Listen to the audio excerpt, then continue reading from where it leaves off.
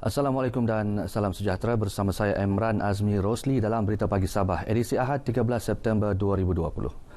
447 calon disahkan bertanding pada pilihan raya umum PRU Dewan Undang Negeri DUN Sabah ke-16. Sebanyak 16 parti dan 56 calon bebas disahkan bertanding, manakala satu kertas pencalonan ditolak atas faktor calon diisytihar muflis. Dalam satu sidang media khas oleh Pengerusi Suruhanjaya Pilihan Raya SPR, Datuk Abdul Ghani Saleh di Kota Kinabalu, pihaknya menjangkakan keputusan keseluruhan PRU bakal diketahui pada malam pengundian. Dijangkakan PRU DUN Sabah ke-16 akan dapat diumumkan sebelum jam 12 tengah malam pada 26 September 2020. Ini jangkaan kita, ya.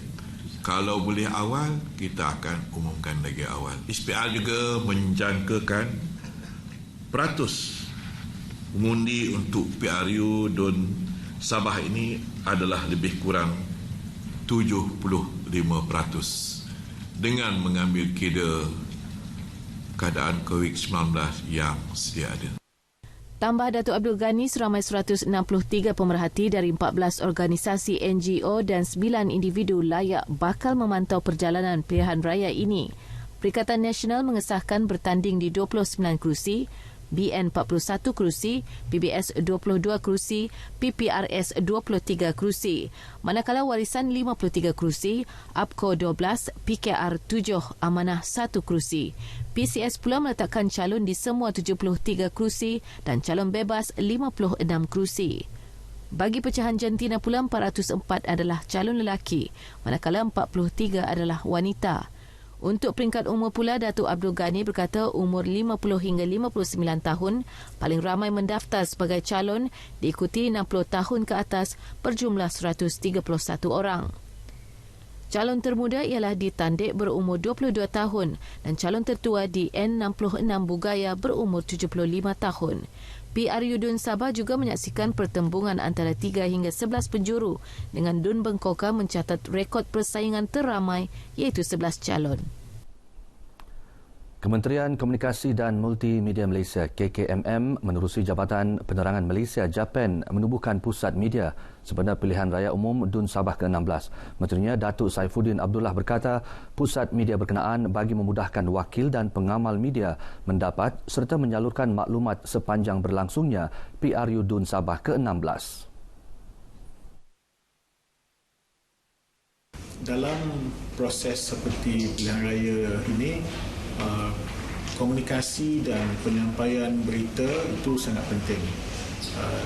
Tugas kita di pusat media ini ialah memastikan semua pengamal media dari apa saja akhbar ataupun stesen TV dan radio dapat menyampaikan berita yang mereka buat liputan dengan cara yang terbaik. Beliau memberitahu sidang media selepas melawat pusat media pilihan raya DUN Sabah ke-16 di Ibu Negeri. Datuk Saifuddin turut meminta wakil dan pengamal media menghubungi Suruhanjaya Komunikasi dan Multimedia Malaysia MCMC dan syarikat telekomunikasi Telco sekiranya menghadapi masalah sepanjang membuat liputan dan mendapatkan maklumat di pusat media itu. Bertempat di bilik London tingkat 1 Hotel Dreamtel Kota Kinabalu, pusat berkenaan beroperasi pukul 9 pagi hingga 9 malam sehingga hari pengundian pada 26 September.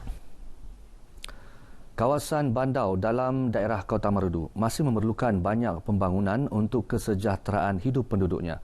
Sehubungan itu, menyediakan kemudahan infrastruktur yang lebih baik menjadi fokus utama calon Perikatan Nasional PN bagi kawasan Dewan Undangan Negeri DUN Bandar Datuk Wetrom Bahanda.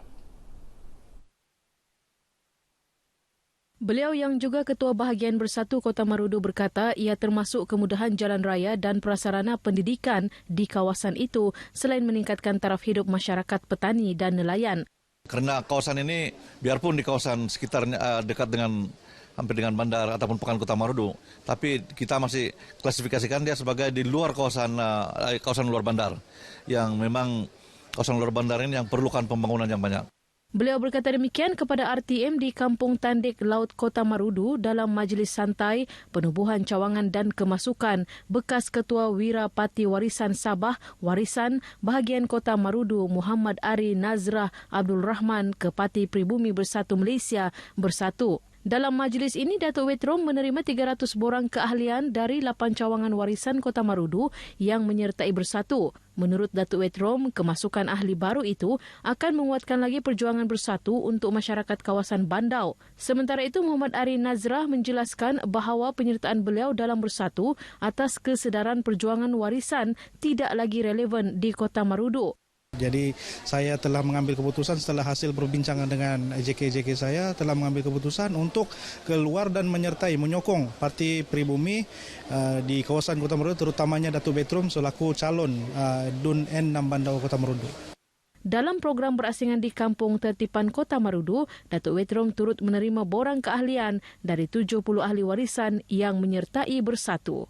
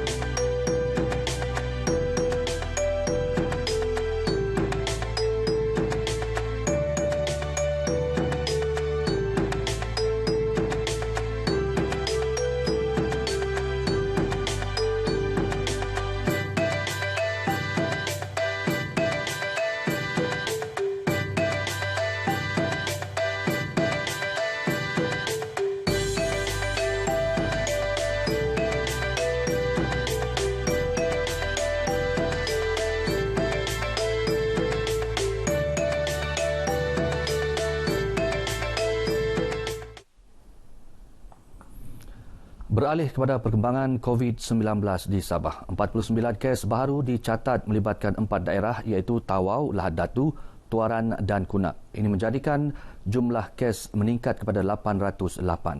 Daripada jumlah itu, kluster Benteng Lahad Datu mencatat 44 kes dengan jumlah keseluruhan kes dalam kluster itu kini 381 kes. Tawau mencatatkan 43 kes baharu manakala Lahad Datu 1 kes baharu. Ketua Pengarah Kesihatan Tan Sri Dr. Nur Hisham Abdullah berkata, Kementerian Kesihatan turut mengenal pasti 1 kluster baharu COVID-19 dalam kalangan pendatang asing tanpa izin dikenali kluster laut yang dikesan di Kunak yang merekodkan 4 kes positif. Menurut Tan Sri Dr. Nur Hisham, kes indeks kluster kes-kes 9859 itu merupakan seorang tahanan di Pusat Tahanan Sementara Tawau, Sabah yang telah dihantar pulang ke negara asalnya di Zamboanga, Filipina pada 27 Ogos lalu. Namun pada 5 September lalu, individu itu menyusup masuk semula ke Sabah melalui jalan tikus untuk melawat isterinya. Jangkitan kemudiannya menular kepada isteri dan anak serta jirannya. Sementara itu, menurut infografik Kementerian Kesihatan dan Kesejahteraan Rakyat Sabah, 6 pesakit sembuh direkod menjadikan jumlah kes sembuh kepada 415, manakala 385 pesakit masih menerima rawatan. Tawau merekodkan 293 pesakit, Lahad Datu 85, Kunak 4 dan masing-masing 1 kes di Kota Kinabalu, Tuaran dan Kinabatangan. Pengumuman berkenaan apa-apa sekatan perjalanan bagi mengekang penularan COVID-19 hanya akan dibuat oleh Menteri Kanan Keselamatan Datuk Seri Ismail Sabri Yaakob berdasarkan nasihat Kementerian Kesihatan. Menurut beliau, laporan yang tular berkenaan perintah kuarantin wajib terhadap rakyat yang pulang ke Semenanjung dari Sabah sebagai berita palsu. Jelasnya, pergerakan antara Sabah ke Semenanjung serta Sarawak dan sebaliknya juga masih bebas seperti pengumuman sebelum ini. Setakat ini tidak ada lagi.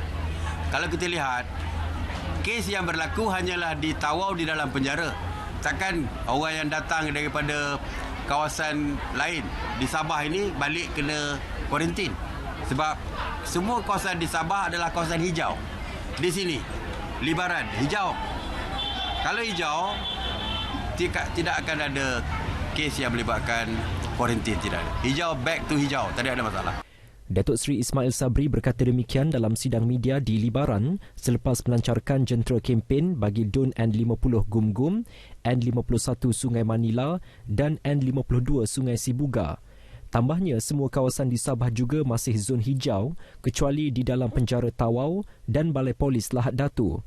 Dalam perkembangan berkaitan, Ketua Menteri Kerajaan Sementara Sabah, Datuk Seri Panglima Muhammad Syafiee Apdal menerima baik cadangan Kementerian Kesihatan KKM untuk meneliti keperluan mengenakan kuarantin wajib terhadap warga yang pulang ke Semenanjung dari Sabah selepas urusan pilihan raya sekiranya perlu. Beliau juga berharap agar pematuhan prosedur operasi standard SOP sentiasa diutamakan sepanjang PRU DUN Sabah berlangsung. Pusat Kawalan Operasi Bencana PKOB Daerah Lahad Datu diaktifkan semula selepas menerima arahan PKOB Negeri Sabah susulan perkembangan COVID-19 di daerah itu. PKOB juga akan menjalin kerjasama dengan Kementerian Kesihatan Malaysia, PDRM dan Angkatan Pertahanan Awam Malaysia APM untuk mengaktifkan semula beberapa pusat kuarantin di daerah itu. Menurut pegawai daerah yang juga pengerusi PKOB Lahad Datu, Datuk Juraimin Haji Jadil, ketika ini terdapat 2 pusat kuarantin yang dibuka, iaitu Dewan Plasma In MPOB yang menempatkan 94 individu dalam pemantauan manakala 17 lagi penghuni lelaki di Pusat Latihan Islam Jakim Bakapit. Kita membantu pihak hospital untuk mengenal pasti pusat untuk kuarantin yang baru. Dan pusat kuarantin ini yang baru cuma Dewan Tun Mustafa lah yang kita mau ambil. Kita dapat kebenaran daripada Felda juga untuk menggunakan Felda resident. Beliau berkata demikian kepada RTM di Lahad Datu. Dalam pada itu, beliau menasihatkan masyarakat di daerah berkenaan supaya terus mengamalkan langkah-langkah keselamatan kendiri. Ini penting berikutan kelonggaran orang ramai terhadap amalan pematuhan prosedur operasi standar SOP boleh mengakibatkan wabak COVID-19 kembali meningkat di daerah berkenaan. Baik saudara, sekian berita pagi Sabah. PRU DUN Sabah #BahUndi 2020 terus patuhi SOP pandemik COVID-19 belum berakhir. Saya Emran Azmi Rosli. Assalamualaikum dan salam hormat.